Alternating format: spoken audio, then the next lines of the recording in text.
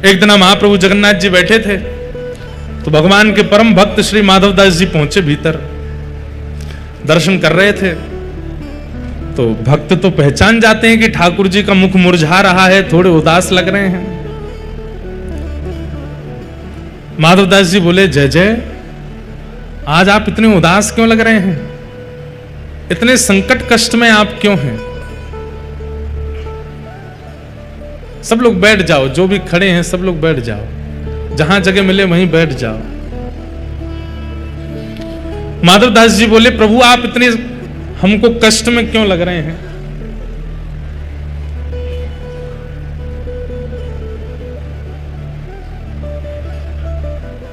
तो जगन्नाथ जी बोले, हमारा मन नहीं लग रहा। बोले, क्यों नहीं लग रहा? बोले, हम पूरी उड़ीसा में विराजमान तो हो गए, खूब बढ़िया चकाचक यहां पे पाते हैं, दाल भात महाप्रसाद, लेकिन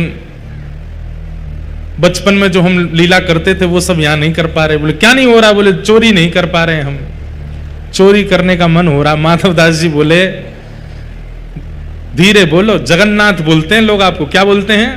जगन्नाथ। पूरे विश्व की रक्षा करने वाले को जगन्नाथ कहते हैं। नाथ का मतलब रक्षक। और आप जो यहां पे ऐसी अभी चोरी वोरी करने की बात कर रहे हो। ठाकुर जी बोले, भले ही हमारा नाम जगन्नाथ हो गया, ऊपर स्वभाव कैसे छूटे? स्वभाव तो वही है हमारा। बहुत मन हो रहा है चोरी करने का। माधवदास जी बोले, तो फिर चले जाइए, क्यों, किसने रोका आपको? कर आओ चोरी। ठाकुर जी बोले, वो भी तो बात है, अकेले आनंद नहीं आता है, एक आध दो लोग हों साथ में तो सुख मिलता है।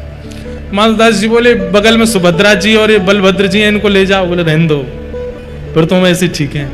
क्यों? बोले, इनको लेकर के जाऊंगा तो फिर एक तो मुझसे खुद ही नहीं संभाला जाता अपने आप को, इनको क्या संभालूंगा फिर मैं? और बलराम जी हमारे वैसे ही क्रोधी हैं, चोरी में अगर पकड़े गए तो सीधा सर धड़ से अलग ही कर देंगे, उसका हत्या और हो जाएगी। और बल्कि बलराम जी तो ऐसे हैं, मैंने अगर इनसे कह दी कि चोरी करने जाना है तो पहले तो मुझे ही चार सुनाएंगे, और नेक शर्म ना आवे, इतना बड़ा है गो, भगवान बन गो, सब तो को आके प्रणाम करें, फिर वो चोरी करना ना छोड़ रहा, चार तो मुझे सुनाएंगे।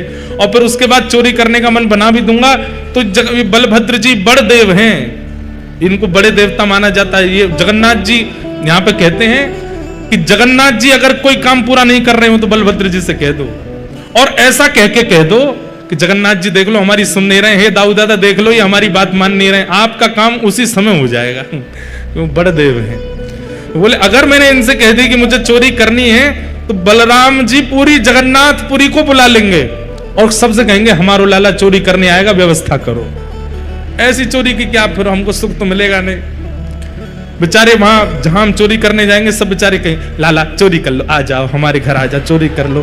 दाऊ दादा के हल से इतना डरेंगे सब, हमको सुख नहीं मिलेगा। माधवदास जी बोले, तो फिर अब चोर कहां से लाऊं आपके लिए? किसको लेके आऊं? किसके साथ जाओगे चोरी करने? तो जगन्नाथ जी मंद मंद मुस्का के बोले, तुम बढ़िया हो, तुम चलो, तुम साथ दो तो हम कर लेंगे। माधवदास जी बोले, वयोवृद्ध शरीर है मेरा, शमशान बस कुछ ही दिन दूर रह गया है मुझसे, हाथ पांव में लकड़ियां, ये हाथ कांपते हैं, पैर कांपते हैं, क्या वयोवृद्ध बूढ़े आदमी के संग क्या चोरी करोगे आप? ठाकुर जी बोले, वो सब हम करवा लेंगे, तुम बस हाँ कर दो। माधवदास जी बोले, नियम तो बता, तो हमने कभी चोरी करी नहीं, हमको पता नहीं है। तो जगन्नाथ जी बोले, सबसे पहला नियम। बोले, क्या? फुर्ती रखनी है, लेकिन फुर्ती में आवाज नहीं करनी है। मतलब गति तो तेज हो, पर जैसे हम चलते हैं तो हमारे पैरों की आवाज आती है, हाथों की आवाज आती है, कपड़ों की आवाज आती है, आवाज नहीं आनी चाहिए। फुर्ती भी हो और आवाज ना हो, पहला नियम।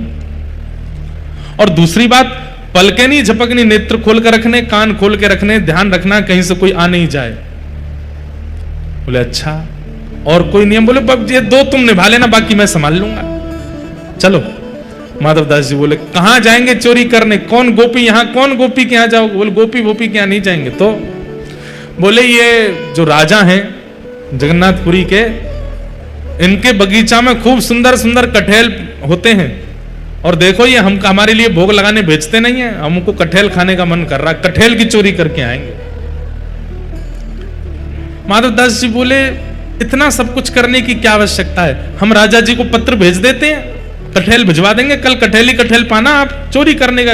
अरे माधवदास फिर तुम वही बात कर रहे हो, तुम कठेल मंगाओ, चलो कह दो राजा से कल एक कठेल भेजे। कठेल आया, बोले अब इसकी सब्जी बनाओ, सब्जी बनाओ, अब हमने पाली, अब तुम पाओ।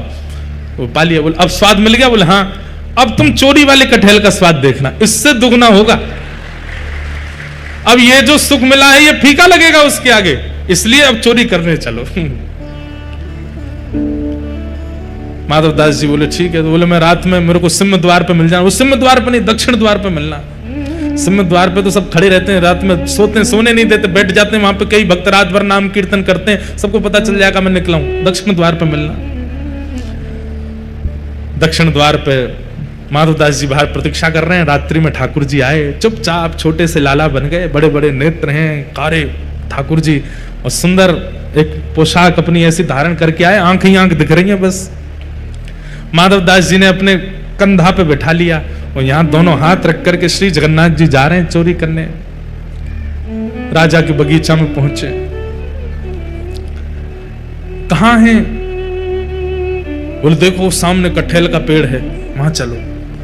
पहुंच गए बगीचा में, अंदर जाकर के जगन्नाथ जी उतर गए नीचे। ठाकुर जी बोले अब ऊपर चढ़ना पड़ेगा, ऊपर से कठेल तोड़नी पड़ेगी। तो माधवदास जी बोले कौन से पेड़ पर चढ़ना? अरे धीरे बोलो, कोई सुन लेगा, हम तुमसे पहले ही बोले धीरे बोलना, क्या चिल्ला रहे हो? जैसे ही माधवदास जी बोले इतने में कौन से पेड़ पर चढ़ना है, तो बगीचे का मालिक उठ गया, बोले मैं बताता हूं कौन से पर चढ़ना, रुको। डंडा लेकर के आए, कहां हो तुम? अब जगन्नाथ जी मुख बंद करो, माधवदास जी को छुपा में बोले कि इतना तेज क्यों बोलते हो, पहले ही कहा था आवाज नहीं करनी, देखो आ रहा है, ढूंढ रहा है हमको। छुप के खड़े हो गए, बगीचा में घूम के चला गया, वो उसको नहीं मिले। माधवदास जी बोले अब क्या करना है? बोले देखो पेड़ के ऊपर हम दोनों में से कोई एक चढ़ेगा और नीचे दूसरा ऐसे करके लपकेगा, गिरेगा तो धम आवाज होगी, फिर से आ जाएगा माली। तो माधवदास जी बोले आप तो लाला हो, इतना भारी आपका शरीर है, आप खुद ही धम्म से नहीं गिर जाओ, मैं चढ़ता हूं ऊपर। ठाकुर जी बोले तुम चढ़ो, हम पीतांबरी करके खड़े, हम ले लेंगे गोद में। ऊपर चढ़ गए माधवदास जी, अब कठेल लेकर के। अब माधवदास जी ऊपर से चिल्ला के पूछ रहे कौन सा तू, जे वाला कि वो वाला? ठाकुर जी बोले मरे खड़ो रहे ऊपर ही। इतने में ही बगीचा वाला बोले मैं बताता हूं कौन सा। ठाकुर जी तो वहां से भाज गए। अब ऊपर से माधवदास जी कठेल गिर रहे नीचे, धम्म। अरे ये धम्म आवाज आ रही है, आप लपक नहीं रहे क्या? नीचे माली बोला मैं लपकूंगा, आजा नीचे। माधवदास जी नीचे उतर करके आए बेचारे, ठाकुर जी तो भाज गए वहां से। माधवदास जी जैसे ही निकल करके नीचे आए, माली ने पकड़ करके 2-4 तो डंडा दिए, उनमें हाथ पांव बांध दिए, बोले रुक जाओ तुमको बताते हैं, सुबह होगी। माधवदास जी इधर उधर देख रहे, किसको ढूंढ रहे हो? बोले एक और आए थे साथ में, उनको ढूंढ रहा हूं,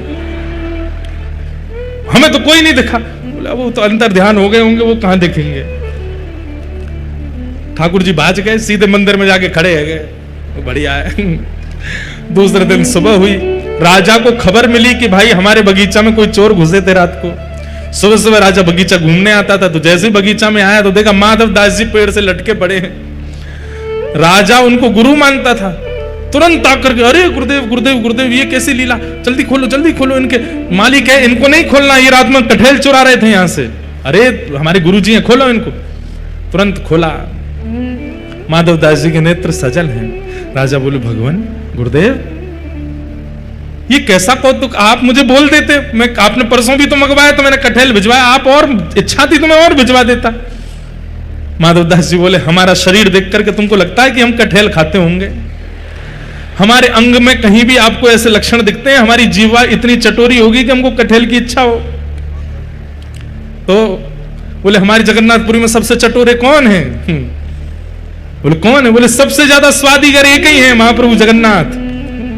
उनकी इच्छा हो रही थी कि भैया बहुत बड़े है गए, हमने चोरी नहीं करी, तो चोरी करने के लिए आपके बगीचे में आए थे, कठेल की चुराई करने के लिए हमको ऊपर चढ़ाया, सबरी बात बताई, और बोले वो तो भाग गए, इसने हमको पकड़ लिया। राजा के नेत्र सजल हो गए,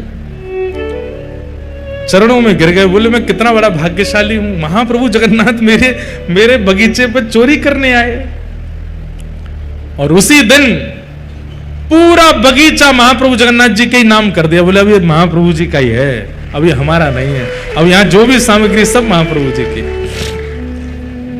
माधवदास जी बेचारे स्नान ध्यान करके निकले, समुद्र प्रणाम करने जाते थे रोज भोर में। जैसे ही समुद्र प्रणाम करने गए, सोई दूर देखा कालिया ठाकुर ऐसे ऐसे चलते आ रहे हैं। माधवदास जी बोले बहुत बढ़िया, भाज गए थे रात को? बोले हम तो नहीं भाजे, तुम चिल्ला क्यों रहे थे ऊपर पेड़ पे से? तो बोले तो तुम्हारी इच्छा पूरी हो गई, चोरी करनी है, चोरी करनी है, एक कठैल हाथ नहीं पड़ा आपके। बोले अब क्या करें? बोले चिंता नहीं करो, आप तो भाज गए थे, पर हम देखो रात में पिटे बंधे पूरा बगीचा आपके नाम करवा के आ गए। लो अब जाओ खूब प्रेम से कटहल पाओ। ठाकुर जी बोले माधव मन की मन में ही रह गई। बोले क्या चोरी? भाई नहीं। बोले तुम्हारे हाथ जोड़े हैं, तुम खुद ही देख लेना कब करनी है। तो आज भी जगन्नाथ महाप्रभु की इच्छा पूरी भई नहीं है चोरी करवे की।